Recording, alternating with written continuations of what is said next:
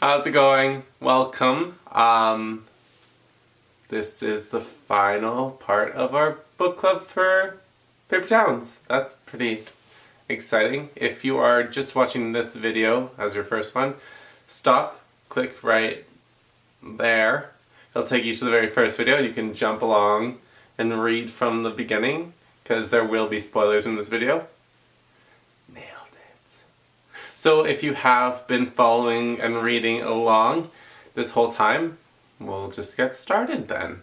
So we last left Q off looking in the subdivisions, trying to find Margot.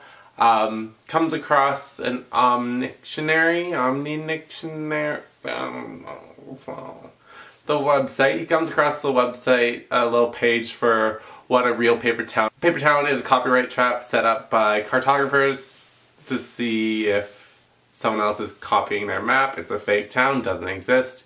Anyways, we come across this page for paper towns, which has a peculiar little comment on it using different capitalizations throughout the word, much like Margot does. So obviously Quentin thinks it's going to be Margot. He gets this idea that he's going to skip town and try and catch her before she leaves. So he decides to skip graduation, which in turn Radar, Ben, and Lacey also decide to skip graduation to try and catch Margot and help Quentin out. And so they go on this 21-hour road trip to Algo, and they find the convenience store and find Margot just hunched over, being a little hermit inside of the convenience store, and she kind of freaks out initially, and then Quentin and her make out, and that's the end of the story. So by the end of the book, honestly, I'm going to say I did end up liking the story. I thought how it ended was a nice little, almost happy ending. It wasn't too happy. People came to terms with who they are and what other people are and who they think other people are and who those other people actually are. And yeah, it just kind of, it ended. That's the best way to describe it. So to start off, the things I really did like about the section that we read, and I guess the whole book, is that it did pick up at the end and it did kind of move through very fast, and how the last kind of part was written through the hours I thought was really neat and really kind of showed urgency for trying to get on time and what happened in those hours. Only thing is I felt it was really jam-packed with things happening, like the car crash and even just the stops, and everything was rush, which I get was done to show the urgency, but after going through the last part and being very drawn out and having to do everything numerous times, it was quite almost a shock for reading, where it went really slow and then just jam-packed everything in it. But yeah, overall I felt it did kind of make up for the time that I did lose when I was reading initially.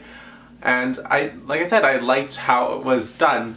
When we got actually to Margot, I felt how it was handled, I wish it would have been a little differently. I almost wish that Margot either A, wasn't there, if she had already moved on and just gone and they just kind of lived their life from then, like, Margot's gone, I can't do anything, I'm done searching, yada yada yada. Or if Margot was there when they arrived, that it didn't fall in love and have all these confessions of having crushes and making out. I wish it was almost like, oh, hey, you found me, you weren't supposed to. Like, still keep on that track where she didn't actually want him to come. It was like, I'm trying to set you free, go be yourself and live life happily, you don't need anyone else to make you confident.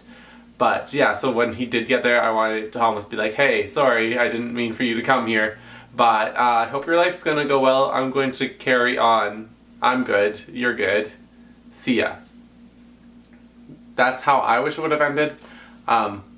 Yeah, like I said, I don't feel like it was necessary for the confessions of the crushes to happen, and that they did make out in the end. I felt it was kind of thrown in there to make it a happy ending, and that had closure, I guess, but I don't know. I felt it made it too happy and nice after coming throughout the rest of the book, where it wasn't necessarily a happy book or a happy story. It was just kind of a realization and coming to terms with a life story. So I felt it almost would have been better and more fitting with the story if A, she wasn't there, if they didn't make it to her on time, or B, if she was just like, hey, cool, you found me, sorry, and then left her own way.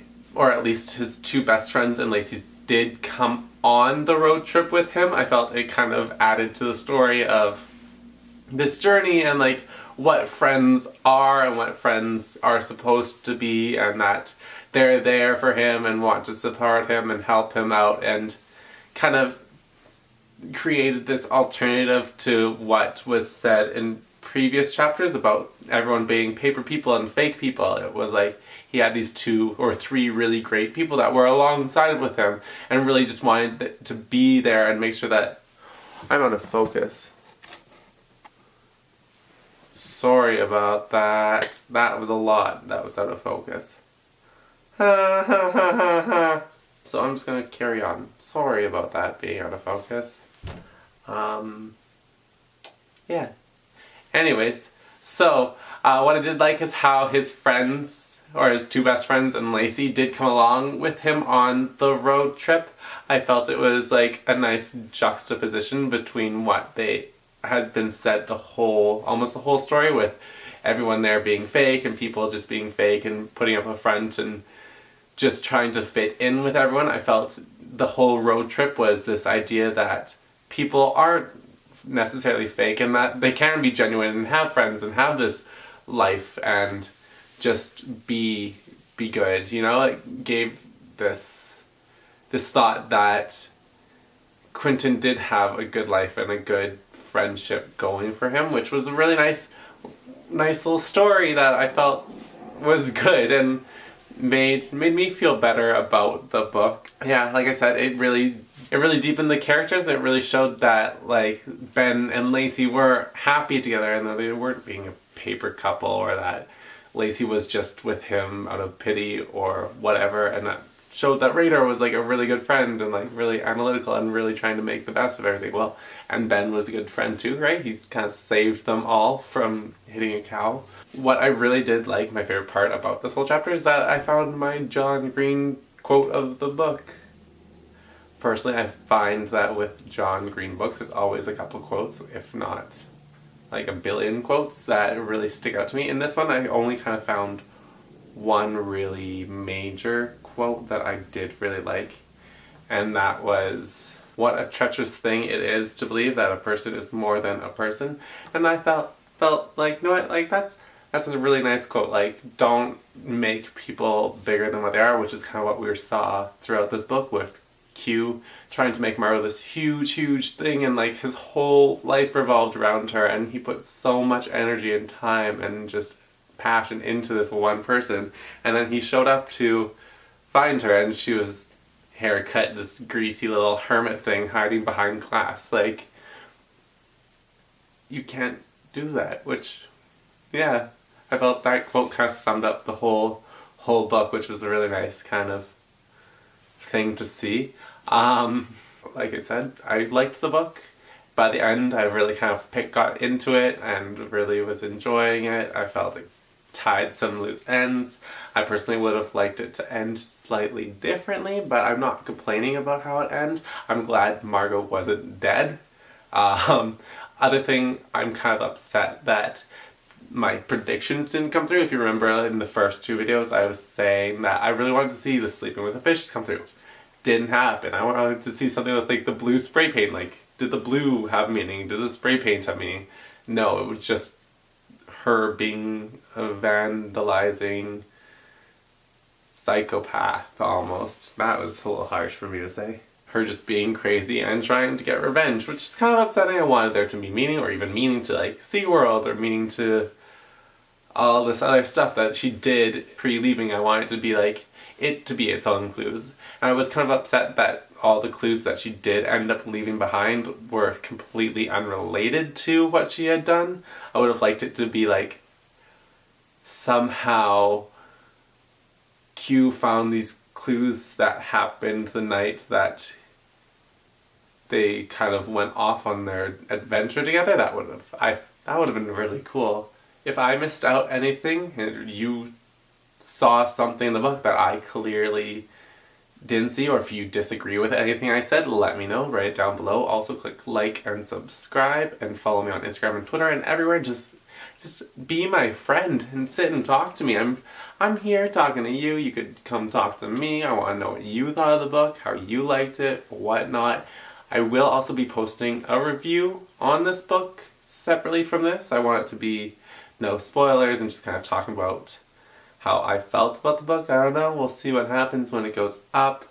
But make sure you subscribe so you will see that. And also our next month book club is coming up, which we will be reading When God Was a Rabbit.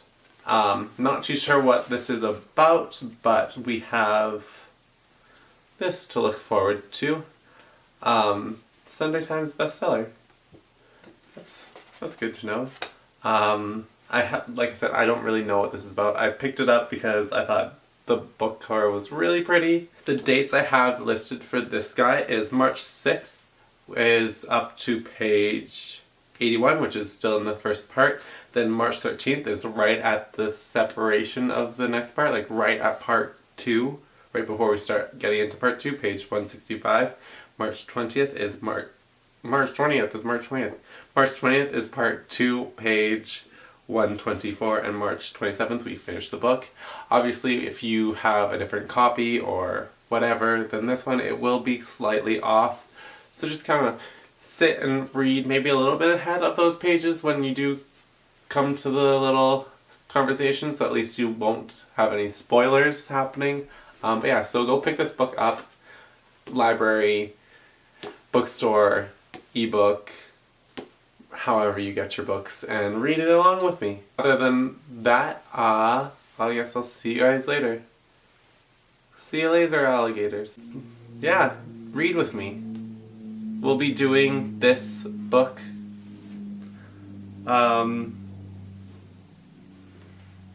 Yeah. Go pick it up.